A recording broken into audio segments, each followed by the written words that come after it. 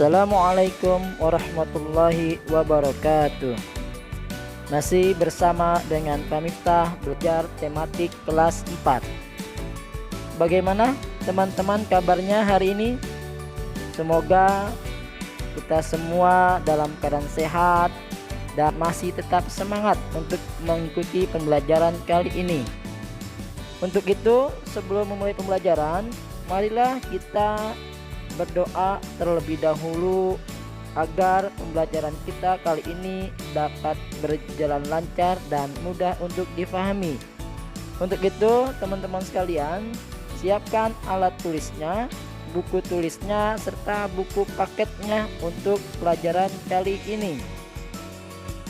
Pada kesempatan ini kita akan belajar tema 2, subtema 1, pembelajaran 1.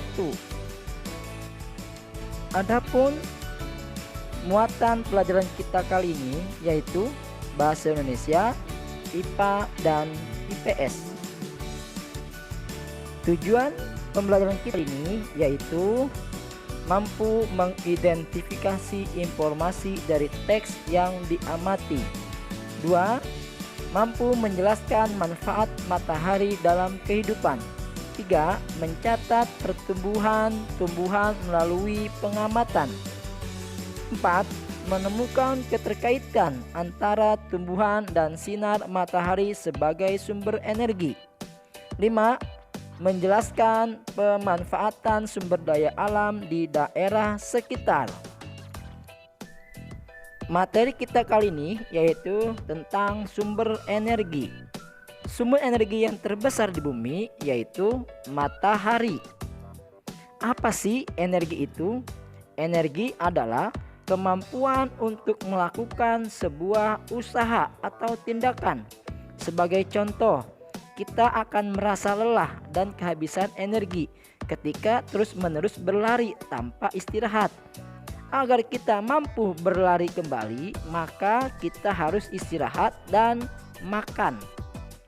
Karena istirahat dan makan itu akan menghasilkan energi. Begitupun dengan kendaraan, yaitu jika kendaraan mobil kehabisan bahan bakar maka tidak dapat berjalan. Oleh karena itu mobil tersebut butuh energi, yaitu bahan bakar. Energi yang dihasilkan oleh matahari terbagi dua, yaitu cahaya dan panas. Sumber energi yang berupa cahaya dapat dimanfaatkan manusia sebagai penerang. Adapun pemanfaatan sumber energi panas matahari bagi makhluk hidup.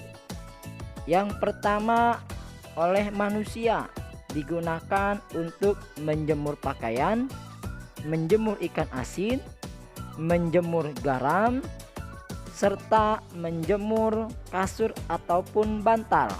Sedangkan pemanfaatan panas oleh hewan digunakan untuk mengeringkan bulu-bulu yang basah ataupun badan hewan yang basah setelah mereka mandi.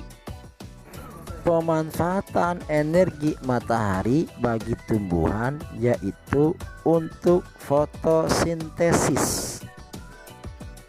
Fotosintesis adalah pembuatan makanan oleh tumbuhan hijau dengan bantuan cahaya matahari.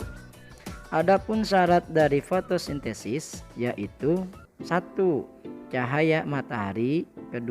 Air, yang ketiga CO2 atau karbon dioksida, dan yang keempat adalah daun hijau atau yang disebut dengan klorofil. Bagaimana proses fotosintesis itu berlangsung? Baiklah, yang pertama, akar menyerap air yang ada di tanah. Kemudian air yang diserap dialirkan ke batang pohon menuju daun. Pada daun terdapat zat hijau yang disebut dengan klorofil yang berfungsi untuk menyerap cahaya matahari. Dan udara yang mengandung CO2 atau karbon dioksida masuk ke daun dan menyebar di antara sel-sel daun. pada daun akan terjadi proses kimia yang menghasilkan glukosa dan oksigen. Hasil fotosintesis berupa glukosa akan menjadi makanan bagi tumbuhan itu sendiri, sedangkan hasil fotosintesis berupa oksigen akan dilepaskan ke udara. Perlu diingat bahwa proses terjadinya pemasakan pada tumbuhan yaitu di daun, serta fotosintesis itu terjadi pada siang hari karena intensitas matahari sangatlah cerah. Agar lebih memahami apa itu fotosintesis dan bagaimana pengaruh cahaya matahari terhadap pertumbuhan tumbuhan. Untuk itu, lihatlah gambar berikut ini.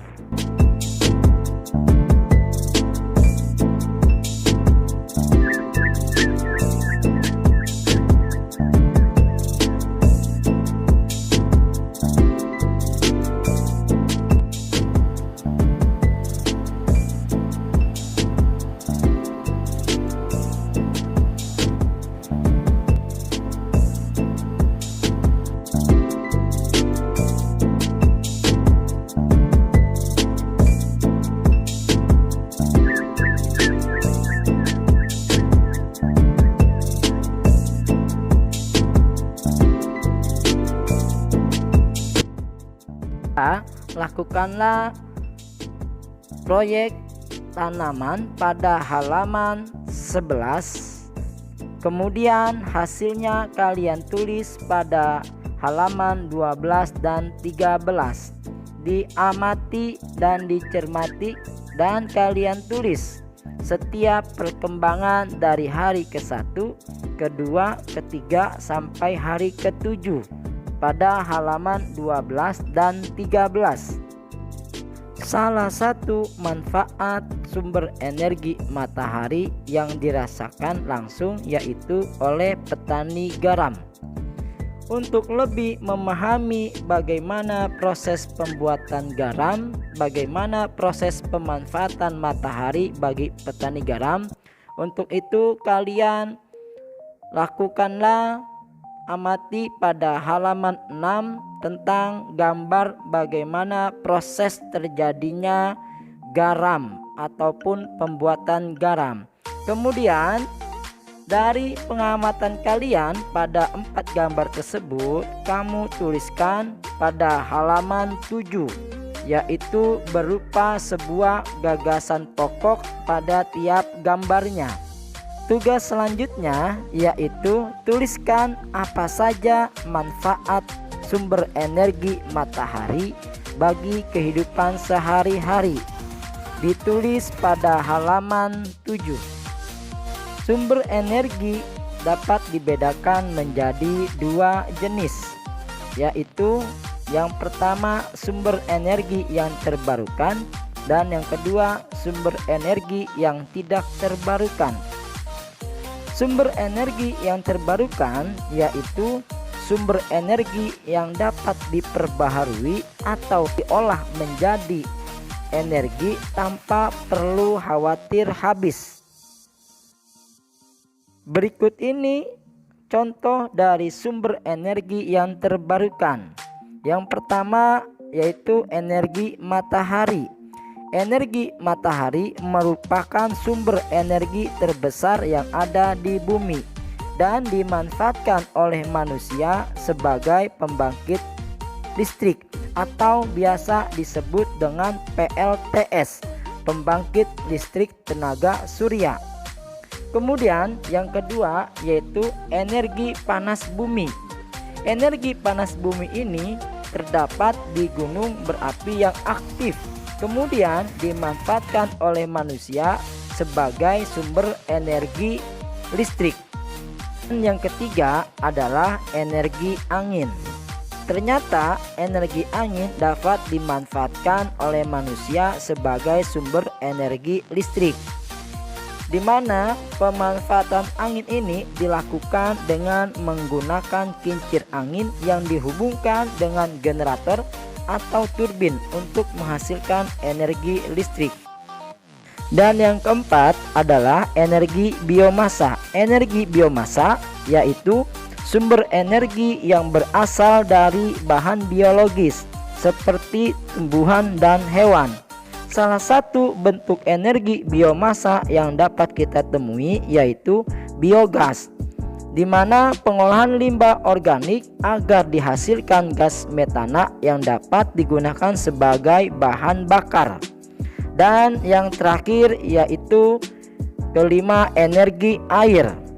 Energi air ini dimanfaatkan juga oleh manusia sebagai pembangkit listrik tenaga air atau yang disebut dengan PLTA. Jenis energi yang kedua yaitu sumber energi yang tidak terbarukan, yaitu sumber energi yang diperoleh dari sumber daya alam. Tetapi jika energi ini digunakan secara terus-menerus maka akan habis. Berikut ini contoh sumber energi yang tidak terbarukan, yaitu energi yang berasal dari fosil, yaitu sisa-sisa makhluk hidup yang menjadi batuan atau mineral yang terdapat di bumi. Salah satu contoh sumber energi yang berasal dari fosil yaitu minyak bumi, gas bumi, dan batu bara.